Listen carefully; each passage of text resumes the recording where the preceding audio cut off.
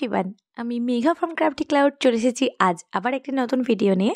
কথায় আছে রামভক্ত হনুমান। রামচন্দ্রের নাম মেলে কোথাও যেন সমসাময়িকভাবে হনুমানজির নামটাও ঠিক চলেই আসে।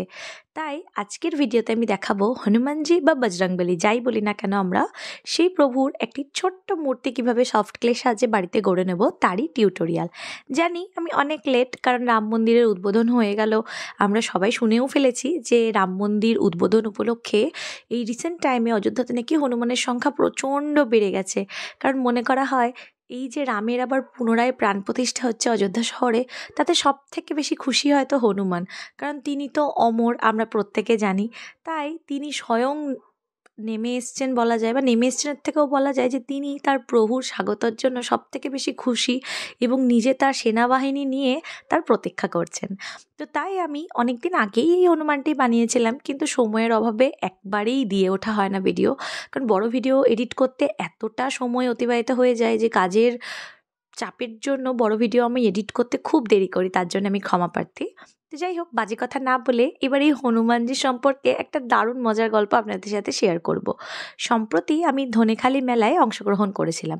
তো সেখানে আমি আমার হ্যান্ডমেড জুয়েলারি, হ্যান্ডমেড যে বিভিন্ন আমি ওয়াল হ্যাঙ্গিংগুলি বানাই, সেগুলির সাথে সাথে এই ক্লে দিয়ে বানানো সফট টয়েসগুলিও আমি প্রদর্শনীতে রাখা ছিল। তো যথারীতি এই সফট টয়গুলো তো ধরুন বাচ্চাদেরকে খুবই অ্যাট্রাক্টেড করে। তো আমার স্টলে মোটামুটি বাচ্চারা শুধুমাত্র এই টয়গুলির কারণে ভালোই ভিড় জমিয়েছিল। তো যখন একটি বাচ্চা এসে এই বজরংবলীটি দেখছে, নাড়াচাড়া করছে, ঠিক তখনই বাই মিস্টেক কারেন্ট অফ হয়ে গেছিলো। তো চারিদিকে ঘুটঘুটে অন্ধকার। আমি ফোনের ফ্ল্যাশটা জ্বালার পূর্বেই আমি শুনতে পাচ্ছি সে ফিসফিস করে তার প্যারেন্টকে বলছে যে এই যে অন্ধকার হয়েছে মা, আমি কি বজরংবলীটা তুলে নেব? আমি কিন্তু শুনতে পেয়েও কিছু বলিনি, কারণ আমি জানি সে তার শিশুসুলভ আচরণেই হয়তো এই কথাটা বলেছে। আমরা বড়রা হলে তো বলতামও না, অলরেডি তুলেই নিতাম হয়তো অন্ধকারের সুযোগ পেয়ে। তো যেই কারেন্টটা এসছে, সঙ্গে সঙ্গে তার বাবা আমাকে জানায়, দেখছেন কীরকম মেয়ে, বলছে এই অন্ধকার হয়েছে, এই সুযোগে বজরংবলীটা আমি তুলে নেব। তো যথারীতি এই নিয়ে একটু হাস্যকৌতুক ওখানে হয়, হাসাহাসিও হয়। তো যেমন আমাদের প্রত্যেকের বাবা মাই আমাদেরকে খুব সুশিক্ষা দেওয়ার চেষ্টা করে। আমি দেখলাম, খুব ভালোও লাগলো জিনিসটি দেখে, যে বাচ্চাটির মা সঙ্গে সঙ্গে তাকে বললো যে দেখো মা, দেখেছো তুমি এরকম একটা অন্যায় কথা বললে, আর সঙ্গে সঙ্গে বজরংবলীজি কেমন রেগে গিয়ে কারেন্টটা এনে দিল। তো বাচ্চাটি তার মায়ের কথা এতটাই সিরিয়াসলি নিয়েছে, সে তো রীতিমতো ঝুলেই পড়েছে যে বজরংবলীটি তার যে কোনো মূল্যে চায়। মানে সে ভেবে ফেলেছে বজরংবলী ইনস্ট্যান্ট এমন কথা শুনে ফেলেছে, তাহলে তো এনাকে দিয়ে আমার অনেক কিছু করানো যাবে। বলছে মা, পরীক্ষার আগে আমার এই বজরংবলীকে চাই, তুমি আমাকে কিনে দাও বলে। তো সে ঝোলাঝুলি লাফালাফি। তো অবশেষে তার পেরেন্ট তাকে সেটি কিনে দেয় এবং সে খুব খুশি হয়ে ওটি নিয়ে বাড়ি ফেরে। তো এই ছিল আমার বজরংবলীর পিছনে একটি ছোট্ট মজাদার গল্প।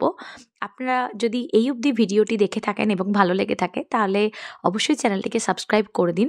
আর আরও ভালো লাগলে বা আমাকে আরেকটু অনুপ্রাণিত করার জন্য আপনারা লাইক, ফলো অ্যান্ড শেয়ার করতে পারেন আপনাদের বন্ধুদের সাথে। কারণ যত ভিডিওটি লোকের কাছে পৌঁছাবে, লোকে দেখবে, তত আমার ভালো লাগে, নতুন কাজ করার আরও উৎসাহ পায়।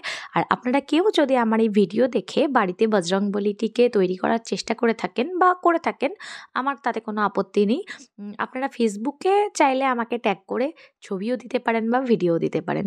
ধন্যবাদ এতক্ষণ আমার এই বকবক সহ্য করার জন্য। আপনারা জানাবেন এই কাজটি আপনাদের কেমন লাগলো। আমরা অনেকেই আছি যারা নিত্যদিনের বজরংবলীর উপাসক। হনুমান চল্লিশা প্রায় সকলেরই মুখস্থ এখন, কারণ আমরা জানি হনুমানজি সকল বিঘ্ননাশক। তো আমি চাইবো এই ভিডিওটি আপনারা যারা দেখেছেন বা এই অবধি জুড়ে থেকেছেন, তাদের প্রত্যেকের খুব ভালো হোক, সকল বাধা কেটে যাক। থ্যাংক ইউ, দেখা হচ্ছে আবার পরের ভিডিওতে।